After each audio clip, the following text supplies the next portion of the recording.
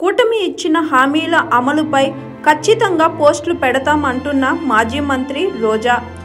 AP CM Chandrababu రాష్ట్ర ప్రజలకు super 6 పేరుతో అధికారంలోకి వచ్చిన తీరా బడ్జెట్లో నిధులు కేటాయించక ప్రజలను మోసం చేశారని మాజీ మంత్రి ఆర్కే రోజా ఆరోపించారు. ఇచ్చిన హామీలపై పార్టీ నాయకులు, కార్యకర్తలు, సోషల్ మీడియా యాక్టివిస్టులు చంద్రబాబును నిలదీస్తూ ఖచ్చితంగా పోస్టులు పెడతారని ట్విట్టర్లో పేర్కొన్నారు. రాష్ట్రంలోని యువత, మహిళలను, రైతులను మోసం చేశారని ఆరోపించారు.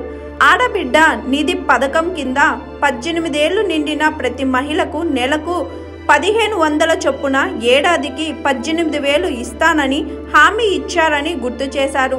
ఈ పథకానికి రాష్ట్రంలో 2.07 కోట్ల మంది మహిళలకు 37,313 కోట్లు కేటాయించాల్సి ఉండగా బడ్జెట్లో ఎంత కేటాయించారని ప్రశ్నించారు రోజా. దీపం పథకం కింద ప్రతి కుటుంబానికి ఏడాదికి 3 గ్యాస్ సిలిండర్లు అంటే 1,54,47,061 కనెక్షన్లకు 4,115 కోట్లు ఖర్చు అవుతుందని, వాటికి అరాకొర నిధులు కేటాయించారని ఆమె విమర్శించారు. తల్లికి వందనం కింద ఇంట్లో ఎంతమంది ఆడపిల్లలు ఉంటే అంతమందికి ఏడాదికి 15,000 ఇస్తామని, అన్నదాతకు ప్రతి రైతుకు ఏడాదికి 20,000 చొప్పున ఆర్థిక సాయం అందిస్తానని బడ్జెట్లో తక్కువ కేటాయింపులు చేశారని ఆరోపించారు.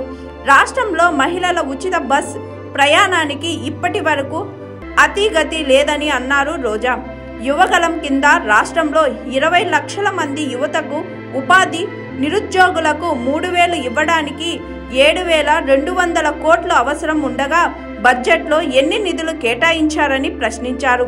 వైసీపీ సభ్యులు ప్రశ్నిస్తే కేసులు పెడతామని, అరెస్టులు చేస్తామని బెదిరింపులు చేస్తున్నారని మండిపడ్డారు ఆర్కే రోజా.